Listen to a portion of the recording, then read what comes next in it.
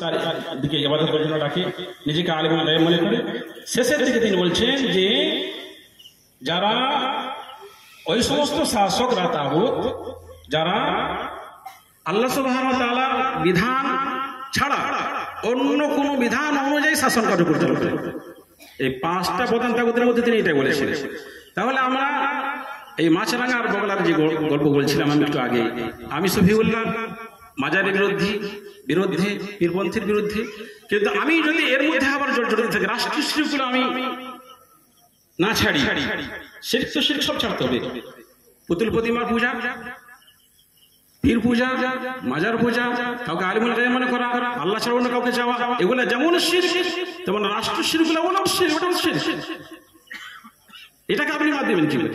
হ্যাঁ, কিছু মজবুরান আমাদের যাচ্ছে সেটা আলাদা কথা, কিন্তু আপনি তার মধ্যে জড়িত থাকবেন, তার ধারক বাহক হিসাবে আপনি কাজ করবেন, আর আপনি বলবেন আহলুল হাদিস। হয় কি?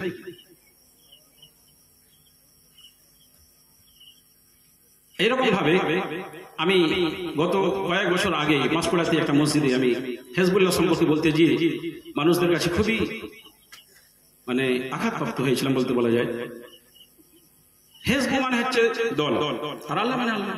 যে কোরআন কারীম সূরা মুজাদিলাতে আল্লাহ সুবহানাহু ওয়া তাআলা বলেছেন হিজবুশ শাইতান আর হিজবুল্লাহ, এই ক্ষেত্রে বলেছেন।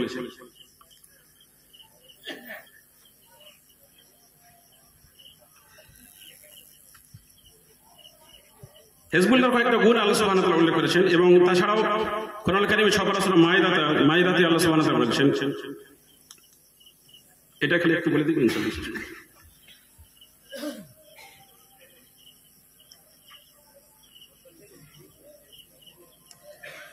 إنما وليكم الله ورسوله والذين آمنوا الذين يقيمون الصلاة ويؤتون الزكاة وهم راكعون।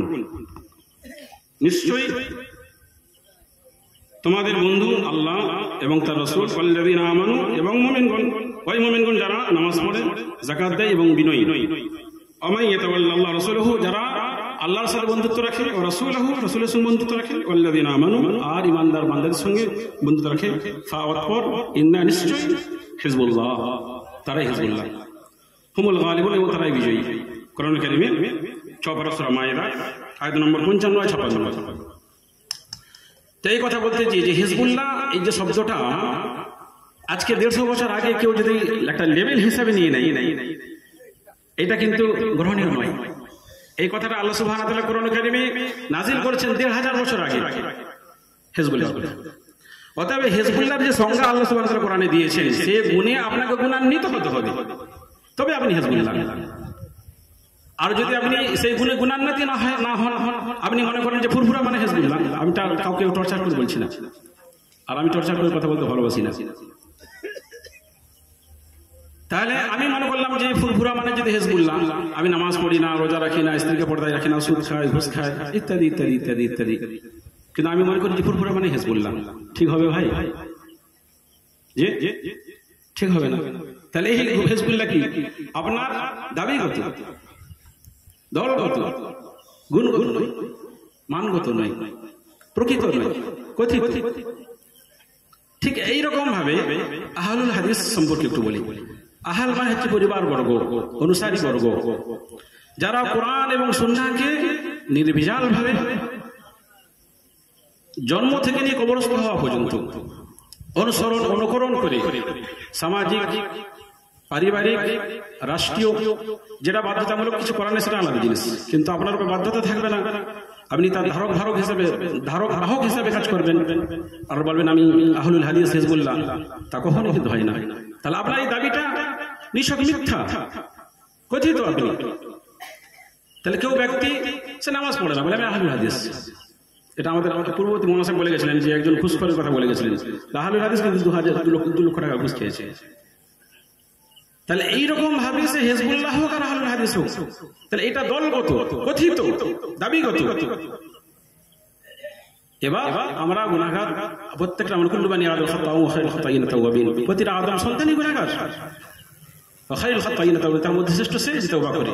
আমাদের মধ্যে ভুল হবে, কিন্তু এরকম নয় যে আপনি লেগে থাকবেন একবারে, আপনার নামাজ থাকবে না, রোজা থাকবে না, স্ত্রী পর্দা থাকবে না, ঘুষ সুদে জড়িত থাকবে না, আপনার বিড়ির ব্যবসা থাকবে, সিনেমা হল থাকবে, মদের ব্যবসা থাকবে, টাকার নিচে আপনি প্যান্ট পরবেন, আপনি বলবেন আমি হিজবুল্লাহ, আপনি বলবেন আমি আহলুল হাদিস, সেটা কিন্তু গুণগত নয়, কথিত, দলগত, দাবিগত।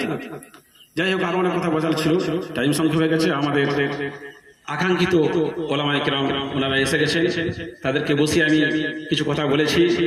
হ্যাঁ, আল্লাহ সুবহানাহু ওয়া তাআলা আমাদের প্রত্যেকেই যেন সঠিক বুঝ শক্তি দান করেন, সঠিক বোঝার তৌফিক দান করেন। আল্লাহ সুবহানাহু ওয়া তাআলা আমাদের প্রত্যেকে সঠিকভাবে মানার তৌফিক দান করেন। আল্লাহ সুবহানাহু ওয়া তাআলা আমাদের প্রত্যেকেই যেন হেদায়েত দান করেন।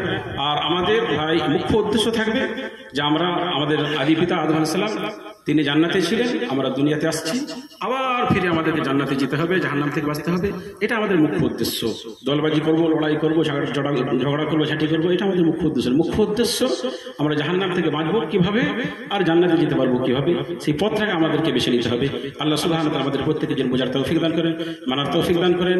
প্রত্যেকের জন্য আল্লাহ সুবহানাহু ওয়া তাআলা আমাদেরকে যেন জ্ঞানবান করেন, কোরআন সুন্নাহর জ্ঞান দান করেন।